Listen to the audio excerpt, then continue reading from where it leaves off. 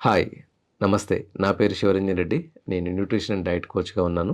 గత 5 సంవత్సరాల నుంచి ఎంతోమందికి వివిధ ఛాలెంజెస్ అంటే అధిక బరువు, అంటే over weight, diabetic, thyroid, PCOD, infertility, arthritis, psoriasis, auto immunity ఇలాంటి ఎన్నో ఇష్యూస్ మీద వాళ్ళకి డైట్ ద్వారా వాళ్ళకు ఉపశమనం కలిగేలాగా, వాళ్ళని దాని నుంచి బయటపడేలాగా హెల్ప్ చేస్తూ ఉన్నాను. సో, ఇప్పుడు మనం తెలుసుకుంటుంది ఏంటంటే ఆటో ఇమ్యూనిటీ గురించి మనం మాట్లాడుకుంటున్నాం. సో, స్పెషల్‌గా మనం చూస్తే ఇమ్యూనిటీ అనేది చాలా పెద్ద డిస్కషన్ ఆఫ్ టాపిక్ అనేది మనం కోవిడ్ తర్వాత చూస్తున్నాం. ప్రతి వాళ్ళు ఇమ్యూనిటీని బూస్ట్ చేసుకోవాలి, ఇమ్యూనిటీ బూస్ట్ చేయాలని చెప్పేసి చూస్తున్నాం. సో, ఆటో ఇమ్యూనిటీ అంటే ఏంటి? లైక్ మన మన బ్లడ్‌లో చాలా సెల్స్ లైక్ డబ్ల్యూబీసీ అంటాం, వైట్ బ్లడ్ సెల్స్. సో, దీంట్లో ఇంకా lymphocytes, monocytes, basophils, okay. So, ఇలాంటి రకరకాల సెల్స్ అనేవి మనకుంటాయి. సో, ఇవన్నీ ఏంటంటే మనం ప్రతిరోజు ఎన్నో రకాల అంటే మనం పీల్చుకునేటటువంటి గాలి ద్వారా, ఆహారం ద్వారా, ఓకే. సో, ఎంతో మన ఊరికి అలా కూర్చున్నా సరే ఎంతో బ్యాక్టీరియా మన కడుపులోకి, మన బాడీలోకి చేరుతూ ఉంటుంది. సో, ఇప్పుడు వీటి నుంచి మనల్ని ప్రొటెక్ట్ చేసేది ఏంటి అంటే యాంటీబాడీస్. సో, అంటే మనకి ఇమ్యూనిటీ సిస్టమ్. సో, అలాంటి ఇమ్యూన్ సిస్టమ్ ఓవర్‌గా రియాక్ట్ అయినప్పుడు, అంటే బాగా రియాక్ట్ అయిపోయినప్పుడు, అంటే ఏది బయట నుంచి వచ్చింది, ఏది లోపటి నుంచి ఉంది అనేది తెలియక ఓవర్‌గా రియాక్ట్ అయినప్పుడు, సో, మన ఇమ్యూనిటీ అనేది మన బాడీ మీదనే అటాక్ చేయటం జరుగుతుంది. సో, బాడీ ఆటో ఇమ్యూనిటీలోకి వచ్చేస్తుందనమాట. సో, ఆటో ఇమ్యూనిటీ అంటే ఇది మన స్కిన్ మీద అటాక్ చేస్తే దాన్ని సోరియాసిస్ అని అంటాము. అండ్ అలానే మజిల్స్ మీద దాడి చేస్తే ప్యాన్‌క్రియాస్ అంటాం. ఓకే. సో, దాన్ని అలానే మన జాయింట్స్ మీద అటాక్ చేస్తే రుమటైడ్ ఆర్థరైటిస్ అని అంటాం. సో, ఇలా మన ఇమ్యూనిటీ మన మీదనే అటాక్ చేయటం అనేది జరుగుతూ ఉంది. సో, ఈ ఇమ్యూనిటీని బూస్ట్ చేసుకోవటానికి మనం అన్ని రకాలుగా మన యొక్క బాడీని సంసిద్ధంగా చేసేసుకోవాలి. అంటే మన బాడీ ఎంత యాక్టివ్‌గా, ఎంత ఎనర్జీగా ఉంటుంది అన్న దాన్ని బట్టే, అంటే నేను ఎప్పుడు చెప్తూ ఉంటాను. ఒకటేంటనంటే మన చేతిలో ఒక ఒక కేజీ రాయి ఉందనుకోండి. ఆ రాయిని ఒక గోడకు కొట్టాం. మన ఎడమ చేతి వైపు ఉన్నటువంటి గోడకు విసిరేసాము. సో, ఆ గోడ పగిలిపోయింది. అదే రాయి తీసుకొచ్చి కుడి చేతి వైపు ఉన్నటువంటి ఇంకో గోడకు విసిరేసాం. కానీ ఆ గోడ పగలలేదు. ఒకటే వేగం, ఒకటే డిస్టెన్స్ తోటి వేసినప్పుడు ఒక గోడ పగిలింది, ఇంకో గోడ పగలలేదంటే చాలా సింపుల్. ఒక గోడ స్ట్రాంగ్‌గా ఉంది, ఇంకో గోడ వీక్‌గా ఉందనేది అర్థం. ఈ ఆటో ఇమ్యూనిటీ ఇందాక చెప్పుకున్నాం కదా! ఆటో ఇమ్యూనిటీ అంటే మన యొక్క ఇమ్యూనిటీ అనేది మనం సెల్స్ మన ఇమ్యూనిటీని మన మీదనే అటాక్ చేయటం అనేది మనం చెప్పుకున్నాం. సో, అంటే ఎలా ఏంటి అనంటే సింపుల్‌గా మనకు కోవిడ్‌లో ఇలాంటి ఇష్యూసే వచ్చాయని చెప్పేసి మనం చెప్పుకున్నాం కదా! అంటే మన ఇమ్యూనిటీ మన మీదనే అటాక్ చేయటం ద్వారా ఏం చేసుకున్నాం మనం అంటే స్టెరాయిడ్స్ తీసుకున్నారు. అంటే ఇప్పుడు మామూలుగా కోవిడ్‌లో చాలామంది ఐసీయూలోకి వెళ్ళినప్పుడు వాళ్ళని సేవ్ చేయటం కోసం స్టెరాయిడ్స్ ఎక్కువగా వాడారు. సో, ఇప్పుడు ఏమవుతుంది, స్టెరాయిడ్స్ వాడినప్పుడు ఏమవుతుందనంటే, సో, అంటే ఇమ్యూనిటీ అనేది విపరీతంగా యాక్టివేట్ అయిపోయింది. మన ఇమ్యూనిటీ మన మీదనే అటాక్ చేస్తుందని చెప్పాం కదా! సో, ఇప్పుడు ఈ స్టెరాయిడ్స్ ఏం చేస్తాయంటే ఇమ్యూనిటీని అంటే జస్ట్ అంటే నిద్రపుచ్చేలా చేస్తాయి. అంటే వాటిని కూల్ చేసేస్తాయి. అంటే ఇమ్యూనిటీ ఎలాంటి యాక్టివిటీ చేయదు. ఏది మన యొక్క ఇమ్యూనిటీ సిస్టమ్. సో, ఇది ఎలాంటిది ఏంటి అనేది జస్ట్ ఇంకొక చిన్న ఎగ్జాంపుల్ తర్వాత మీకు అర్థమయ్యేలా చెప్తాను. సో, సపోజ్ మన ఒక వెజిటబుల్ మార్కెట్‌లో నలుగురు టెర్రరిస్టులు ఉన్నారనుకోండి. సో, ఈ నలుగురు టెర్రరిస్టులు వచ్చేసి ఉన్నారని చెప్పేసి మనకు తెలిసింది. సో, ఎమ్మటే గవర్నమెంట్ ఆఫ్ ఇండియా ఏం చేసింది, కొంతమంది మిలిటరీ వాళ్ళని పంపించింది. కానీ అయితే ఇప్పుడు దీంట్లో నలుగురు టెర్రరిస్టులు ఉన్నారని మాత్రమే తెలుసు. ఈ ఈ వెజిటబుల్ మార్కెట్‌లో దాదాపు 1000 మంది ఉన్నారు. అంటే ప్రజలందరూ వాళ్ళందరూ మార్కెట్‌లోకి వచ్చిన వాళ్ళున్నారు.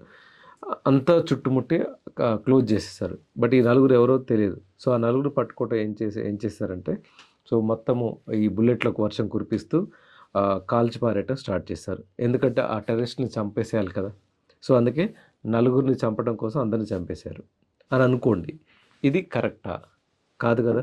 సో, అంటే ఎవరైతే నలుగురున్నారో ఆ నలుగురిని మాత్రమే గుర్తించి చంపేసేయాలి. అంటే ఈవెన్ మన ఇమ్యూనిటీ మన మీద అటాక్ చేయడం కూడా అలాంటిదనమాట. సో, ఇప్పుడు స్టెరాయిడ్స్ ఇచ్చినప్పుడు ఏం చేస్తుంది, ఇమ్యూనిటీని కూల్ చేసేస్తాయి. సో, కూల్ చేసేసినప్పుడు మరి ఆ టైంలో కూడా ఇమ్యూనిటీ కూల్ అయిపోయింది. కానీ మనం తినేటటువంటి ఫుడ్ ద్వారా బ్యాక్టీరియా వస్తుందని చెప్పాము.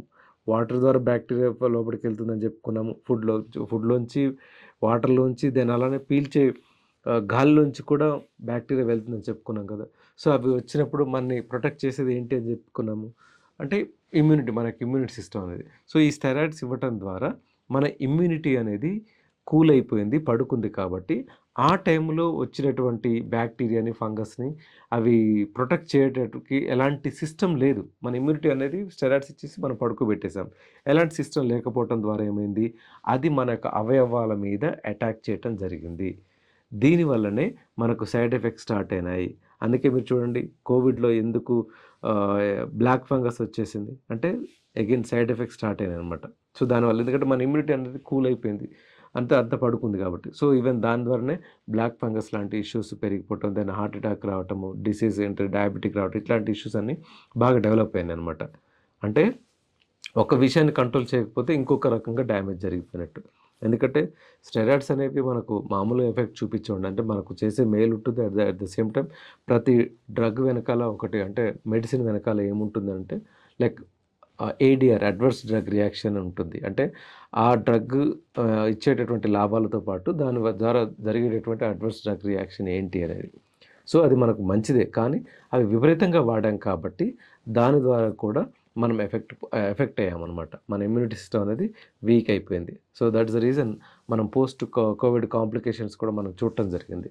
సో, ఇవన్నిటిని మనం అర్థం చేసుకున్నప్పుడు, అనాలిసిస్ చేసుకున్నప్పుడు ఏంటంటే, అంటే మనము థర్డ్ పార్టీకి అంటే మెడిసిన్ మీద డిపెండ్ అవ్వకుండా రోజువారీ మన ఇమ్యూనిటీ సిస్టమ్‌ని ఏ రకంగా మనం డెవలప్ చేసుకోవచ్చు, ఎలా మనం మెరుగుపరుచుకోవచ్చు అనే విషయాల్ని మనం అర్థం చేసుకుంటే, సో, అది మనకి ఇమ్యూనిటీ సిస్టమ్‌ని కాపాడుతది. హోల్ సిస్టమ్‌ని కాపాడుతది.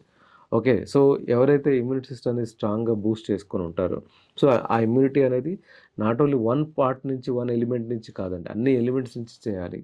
ఓకే. ఫుడ్‌లోంచి రావాలి, ఎక్సర్సైజ్‌లోంచి రావాలి, మైండ్ సెట్ నుంచి రావాలి. ఓకే. అంటే ప్రతి దాని నుంచి కూడా మన ఇమ్యూనిటీ అనేది అంటే వీక్ నుంచి స్ట్రాంగ్‌కి వెళ్ళాలంటే అన్ని రకాలుగా సపోర్టింగ్ సిస్టమ్ అనేది మనం యాడ్ చేయాలి. సో, ఇందాక చెప్పుకున్నట్టు దాంట్లో మేజర్ కీలక పాత్ర వహించేది ఏందంటే విటమిన్ డి అనేది చాలా ఎక్కువగా పనిచేస్తుంది. సో, విటమిన్ డి అనేది మన బాడీకి ఎంత అద్భుతంగా లభిస్తే అంత బాగుంటుంది.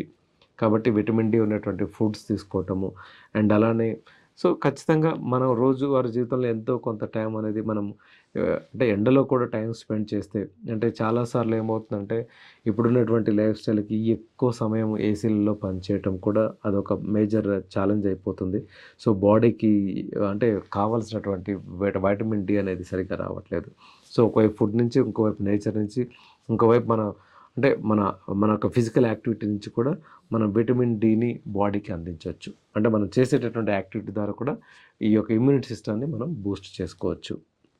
సో, విటమిన్ డి బాగా ఉన్నటువంటి ఫుడ్స్ అంటే ఫుడ్ నుంచి ఎట్లా ఏంటంటే మనము అంటే ఫిష్ తీసుకోవచ్చు.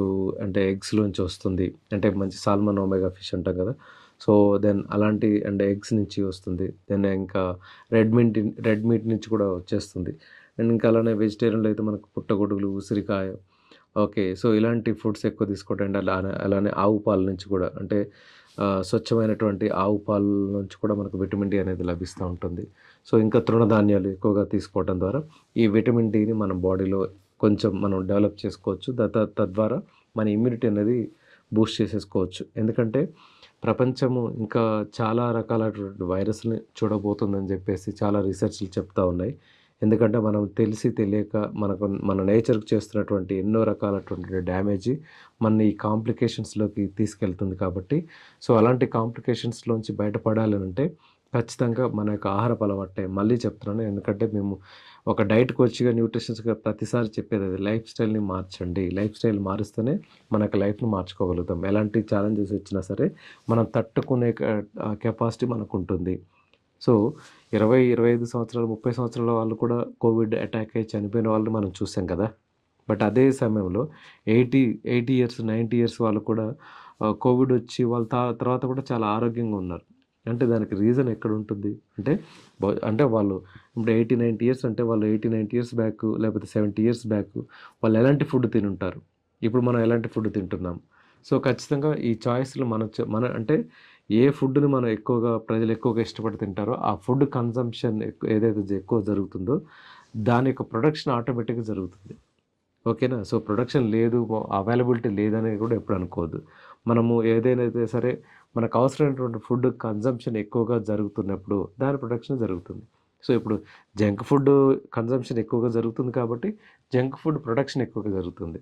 బట్ అలా కాకుండా మన ఆహారపు అలవాట్లో తృణధాన్యాలు ఇట్లాంటివి గనక మనం యాడ్ చేసుకొని, ఇలాంటి ఫుడ్ హ్యాబిట్స్‌ని గనక మనం డెవలప్ చేసుకుంటే, ఖచ్చితంగా సమాజం సైంటిస్ట్‌లు శాస్త్రవేత్తల దగ్గర నుంచి దెన్ అంటే ఎంటర్‌ప్రెన్యూర్స్ వీళ్ళందరూ కూడా ఖచ్చితంగా దీని గురించి ఆలోచిస్తారు. అంటే ఏ రకమైన ఫుడ్‌ను ఇష్టపడుతున్నారు పబ్లిక్ అనేది. సో, అన్ని రకాలుగా మనం తీసుకుంటే తప్ప మన ఇమ్యూనిటీ అనేది స్ట్రాంగ్ అంటే ఒక్క ఏరియాలో కాదు మనం చేసుకోవాల్సింది. ఈవెన్ పిల్లలకు కూడా ఇంట్లో ఉన్న పిల్లలకు కూడా మనం ఎంకరేజ్ చేయాలి. అంటే దాంట్లో ఉన్నటువంటి పోషకాలేంటి చేపిచ్చాలి. సో, వాళ్ళకి బొమ్మల ద్వారా ఎక్స్‌ప్లెయిన్ చేయాలి. లేకపోతే దాంట్లో టీచర్స్ ద్వారా ఎక్స్‌ప్లెయిన్ చేయాలి. లేకపోతే మనమే వాళ్ళనే వాళ్ళకి అర్థమయ్యేలాగా వాళ్ళకి చెప్పించాలి. సో, ఇవన్నీ ఏంటంటే మనం ఇంటి దగ్గర నుంచే మొదలవుతాయి మన ఆహారపు అలవాట్లు. సో, ఇంట్లో పిల్లలకి అలవాటు చేయకుండా తర్వాత వాళ్ళు పెద్దయిన తర్వాత ఇది తినండి, అది తినండి అనంటే అది చాలా కష్టమైపోతది. సో, ఇంట్లో పిల్లలు తినాలంటే ఫస్ట్ మనం తినాలి. మన ఆహారపు అలవాట్లనే మన పిల్లలు కాపీ చేస్తారు కాబట్టి మనం కరెక్ట్ ఆహార పదార్థాలు మనం కన్జంప్షన్ చేస్తే, సరైనటువంటి ఆహారాన్ని మనం భుజిస్తే కనుక ఖచ్చితంగా పిల్లలు కూడా అదే ఫాలో అవుతారు. సో, పిల్లలు ఫాలో అయితే ఖచ్చితంగా చుట్టూ ఉన్నవాళ్ళు కూడా అదే ఫాలో అవుతారు. సో, సొసైటీలో ఇలాంటి మార్పనేది మనం తీసుకురావచ్చు.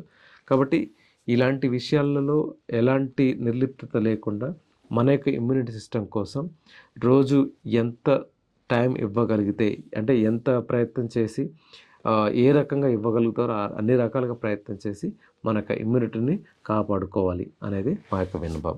Thank you very much.